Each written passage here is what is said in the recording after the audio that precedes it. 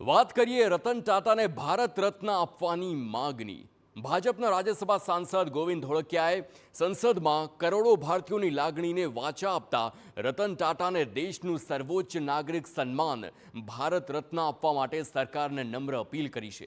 ગોવિંદ ધોળકિયાએ પોતાના સંબોધનની શરૂઆત ભગવદ્ ગીતાના શ્લોકથી કરી હતી, જેનો સાર હતો કે જે વ્યક્તિ નિશ્ચિત મન અને ભક્તિ સાથે યોગ બળ દ્વારા પ્રાણ ત્યાગે છે તે દિવ્ય પુરુષને પ્રાપ્ત થાય છે।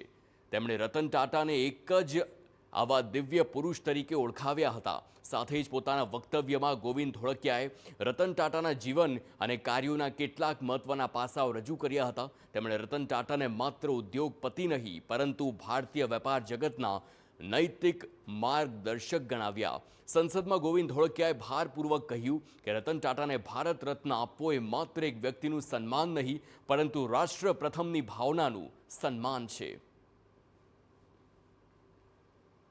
वाले पद्म भूषण एवं पद्म विभूषण श्री रतन टाटा जी को सर्वोच्च नागरिक सम्मान भारत रत्न से सम्मान किया जाए।